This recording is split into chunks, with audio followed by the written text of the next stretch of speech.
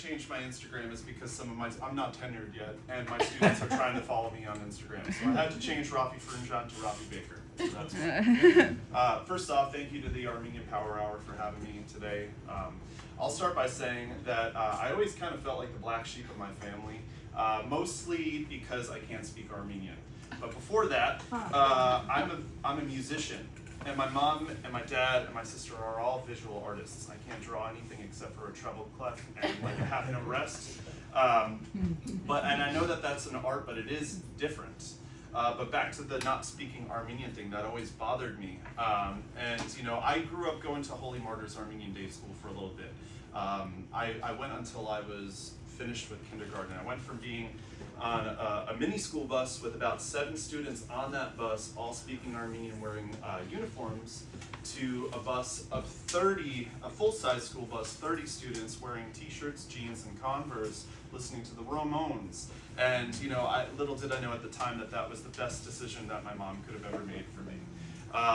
Public school really moved quick though, and you know, I already had this thing, this honkin' last name, Froundjian, a lot of letters.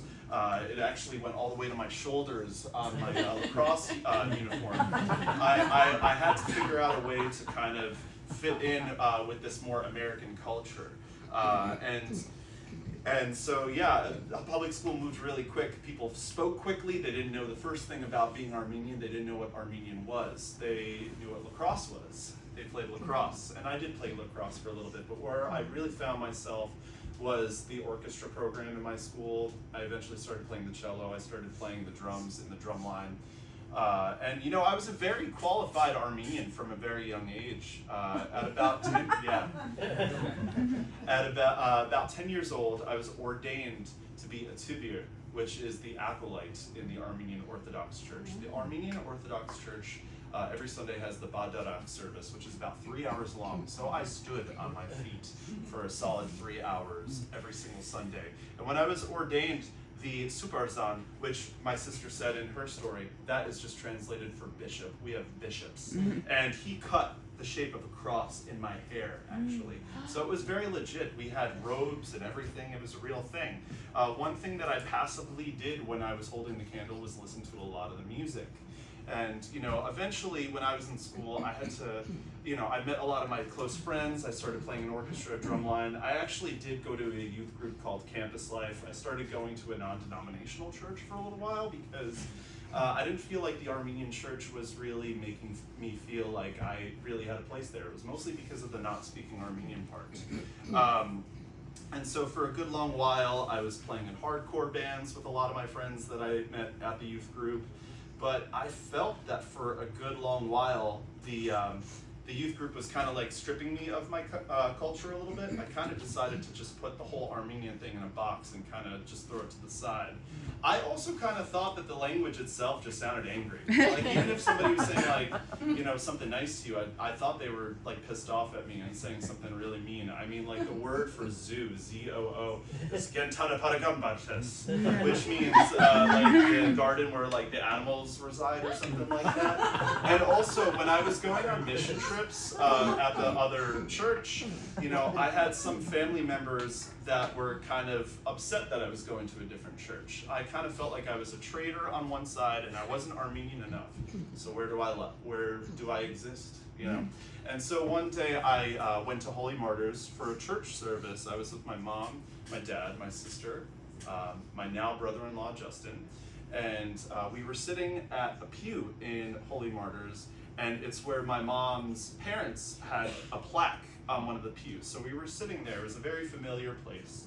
And all of a sudden in the Badarak service, we were there for a karasunk. And a karasunk is translated for 40 days after a person dies. It's a memorial. It's just a signal that they made it into heaven finally and we're celebrating their life. And I all of a sudden heard a piece of music that at the time I didn't know was called Surp Surf, which means holy, holy. And I heard the melody. I didn't really know what the lyrics were saying, but I knew the melody because I've heard it so much when I was a little kid. And if anybody's ever seen the movie Ratatouille, when the main chef takes a bite of the ratatouille and just goes back to when he's a child, that happened to me when that piece of music was playing. You know, I was so taken up by the fact that I didn't know how to speak a word of Armenian, but I heard this melody and it brought me back to that place that I was in this church all the time when I was 10 to about 14 years old. And I just started to cry. I didn't even like realize it. Tears were just coming down my face. I wasn't like letting it out fully, but like it was just oozing, kind of like if you leave a sweet potato in the oven for a good solid 2.5 hours, it starts to like ooze out this like, you know, syrupy kind of thing. That's what was happening. And my sister is standing right next to me and she looks at me and she's like, oh my God, are you good? Like, what the hell? And I'm like, yeah, I'm good. And she just like gives me a smirk and she's like, welcome back, sir.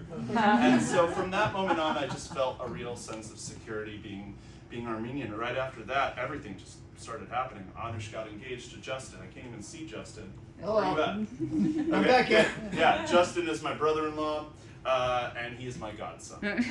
He had to get baptized to marry my sister. I am his godfather. I became a godfather to many others.